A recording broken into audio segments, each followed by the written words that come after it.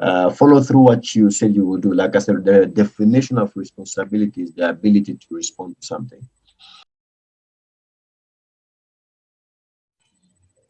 Hi, friends. Welcome to my program. Here we are once again, and today I come with our guest. It's my youth leader, my brother, an entrepreneur, a man of respect. I respect him a lot, and I believe that the topic we're bringing today, it will be a good one. Take it further. How are you, my brother?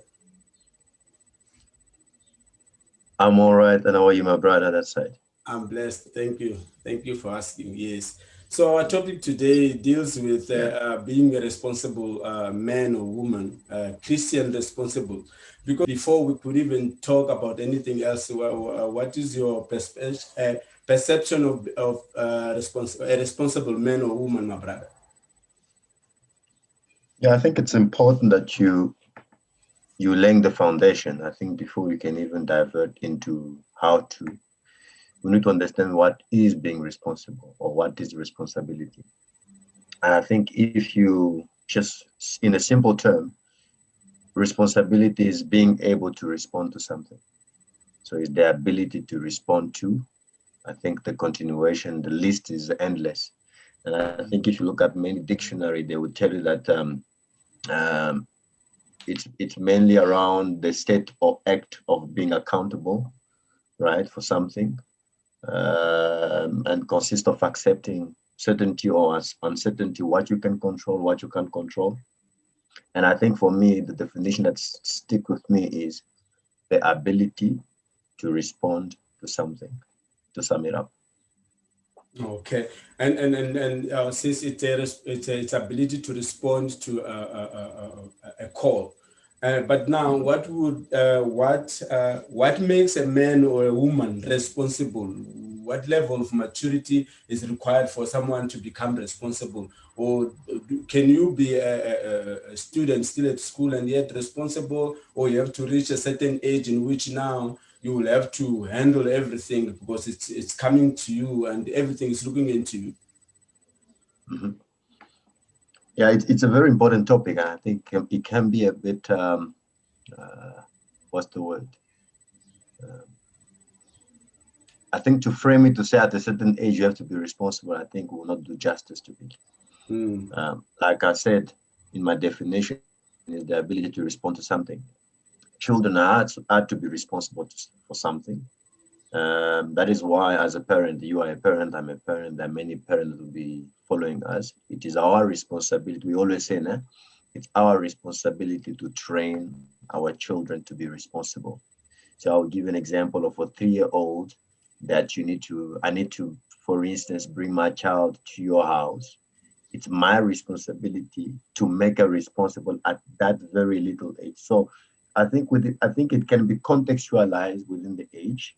It can be framed, although we cannot expect a child to have the same level of responsibility compared to an adult because they have different ways of reasoning, and then they have different control within them within their end.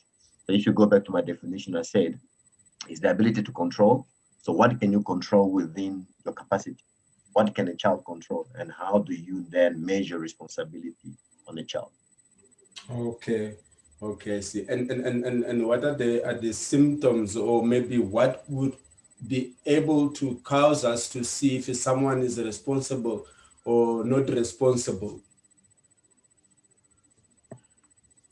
Yeah, I think one of the things that you will always pick up even within yourself. I don't like and I think if you look at how do you become responsible, we're going to touch on that topic later on. And I think one of the things that we will discuss is not procrastinating or not or blaming. You know, whenever somebody is always trying to shift blame, it's a sign to say you're not being responsible. So, and I think when you look within yourself, and I think the first sign that you look for in a person is, are they accountable for their life? So if you ask me, for instance, my brother, do you blame anyone for where you are, for what you have, for the life that you have? And then if I start pointing at other people, then already you can tell that I'm not responsible. Yeah, I see. So, in another ways, accepting where you are, or maybe the reason of the things that have kept you for where you are for a very long time, would be the sign of you being responsible by owning the blame, or whatever it is, the cause of your stagnation. When you own it, to say it's because of me, I didn't do 1, 2, and 3, then you would be being responsible there by accepting the fact that you are where you are because of you, not because of someone else. Very true. I think you're right to say you're very right in saying that, and that's what God expects of us, to be honest. And I think the golden scripture speaks of responsibility. What is the golden scripture? For Christ so loved the world that he gave his only son, that whosoever believes in him. All right. So the responsibility is on us to believe in him. So whether somebody has contributed to my failure or my mistake or my lack of success, I'll put in a success term, but I'm still accountable and responsible to either engage or not to engage. To choose is a choice, and not to choose is also another choice. I see. And now that will also now cause us to, as you say, that God expects us to be responsible and accountable. Will, as if someone, a brother or a sister, is irresponsible, will that be accounted as sin? Is it a sin to be responsible?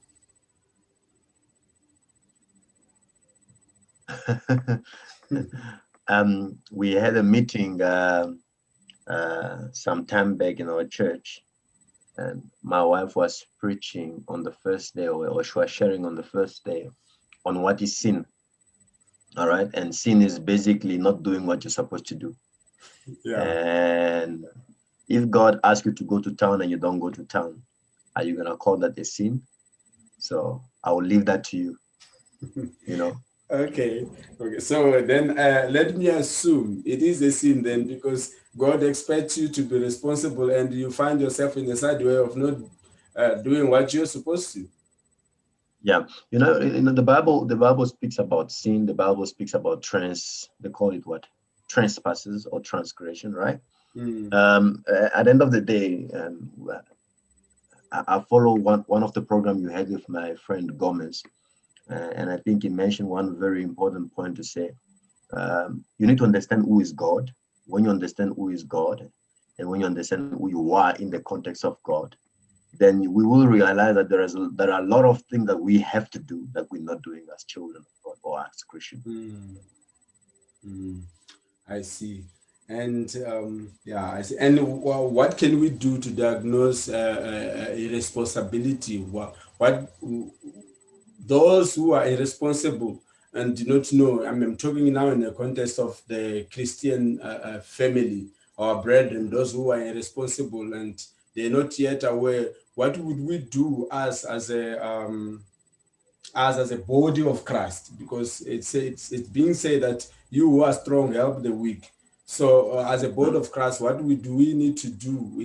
There is a way in which we can help our brother to diagnose this symptom, or maybe there's nothing we can do? We just continue leaving them like that and saying maybe that God, everyone for himself and God for everyone.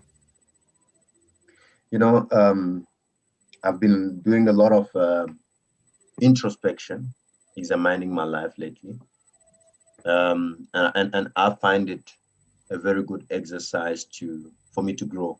I always, every beginning of the year, I set what I need to do, and every end of the year, I examine what I've done. And then lately, I've just doing an introspection into who I am as a person, as a believer. And one thing that you will realize is Jesus Christ made it clear when he established the gospel, or when he came and called his disciples. He made it clear on what is at stake. He said, whoever believes in me must carry their cross and follow me. That was a very clear. He's already telling you of what you are responsible for. So there is a cross you have to carry, and then you have to follow him. Those are the two principles. Now, to come to your question, one of the things that he asked us to do, he positioned us as the light. So the only thing we can do among people, our colleagues, friends, family, that we feel like they're not responsible. And I think it's just to show the light that we have. If there is a piece of darkness in me, you have to come and show the light. If there's a piece of darkness in you, have to come and show the light. And I think by doing that, I'm being responsible onto what God expected me to do as a Christian. So living a life that reflects that you are responsible, do you believe that can help the close brother who is not to see something different in you and come try to align himself with you? But now what happens if he continues just as he is, without any sign, without showing any interest to who you are? Maybe you will continue to think that you are who you are because of luck, you are who you are because you have privileges. You had privileges in the past, and those privileges have led you to where you are.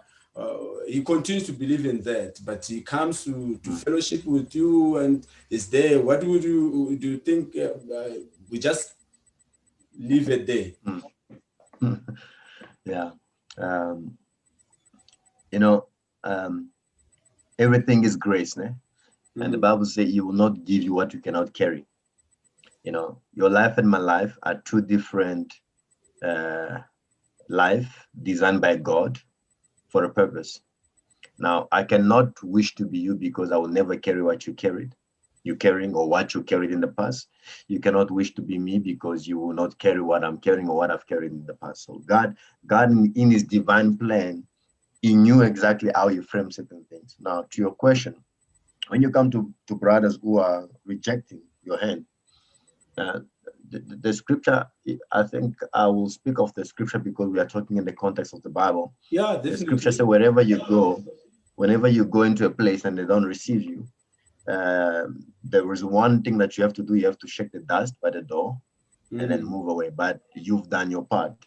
And what I'm saying is, every believer, my responsibility is to make sure the light is being shown everywhere. Whether it's being received, accepted, that's not my responsibility. My responsibility is exactly that. I will give you a typical example. When you look at the mango tree, a mango tree is there to produce mango fruit. All right. If you wake up tomorrow morning and go and slam at the mango tree and throw stone at it, and then you come back, the mango tree will never complain to say, this guy took my fruit, not in a good way. They never say thank you. When you come the next morning, it's still producing. Why? Because it was designed to produce fruit. So the situation or the response from the other person does not need to change who we are and the responsibility bestowed upon us by God himself.